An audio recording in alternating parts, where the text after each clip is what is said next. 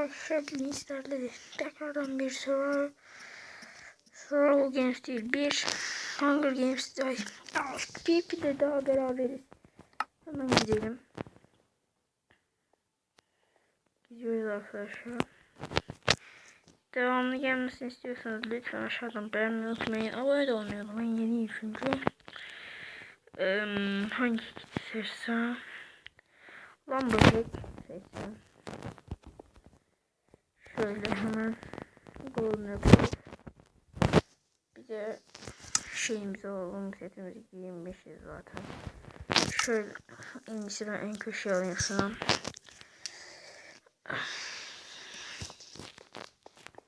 Belki fark etmişsinizdir, evet. Şu an gözlük camı yok. Kendim yaptım orada.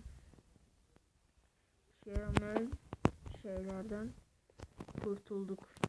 Sinema gözlüklerinden. Evet, evet. Go go go go go go go go. Allah'ım be. Bak kaptım oğlum seni. Allah Allah Allah. Bir paramparçık yaptı bile. Öldüm ya. Ölme keyif. Şu an tank falan var. Size Viking'i söylüyorsam arkadaşlar. Viking var. Yakında gelirmiş. Donorkit o da yakında gelecek. Donorkit ama VIP artı için. Bu VIP için. Bu Donorkit Elite diyor. Bu da Konix Ultimate. Ultimate sonra en iyisi. Bir dakika nefes alıyorum ama. Lanet olsun. Neyse bir kere daha oynayalım. Hatta bir kere daha verin. İlk videonun sonuna gelelim. Bugün daha video gelmesini merak etmeyin o yüzden. Şöyle bir gidelim.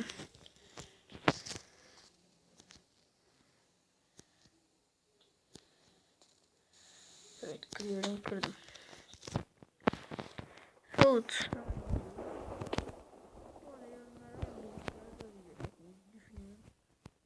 Bilgisayarda çekebileceğim videolar varsa bana söyleyin lütfen. Ve bu arada 100 abonede maskeyi ve gözlüğü çıkaracağım. 100 abonede maskeyi çıkaracağım. 150'de gözlüğü çıkaracağım. Evet, dediğim gibi öyle yapacağım çünkü şu an bizim görmemizi istemiyorum. Büyük ihtimal biraz uzun zaman geçecektir zaten benim şey olmasın, biraz kısım. O yüzden bizim görmemizi istemiyorum. Zaten sesimden belli oluyor büyük ihtimalle. Çok büyük bir şey değil. Artık o değil yani. 10 yaşına falan, 10 yaşına falan da. Burada bir kamera bakalım da.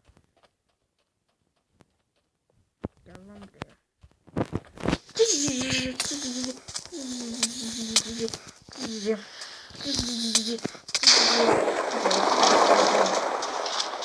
Yalan şimdi sen gel.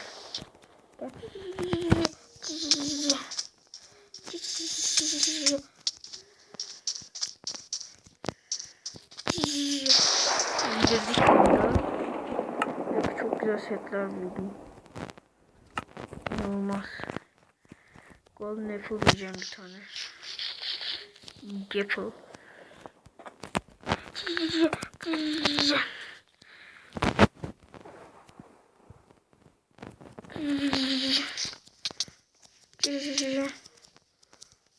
Nerede lan bu?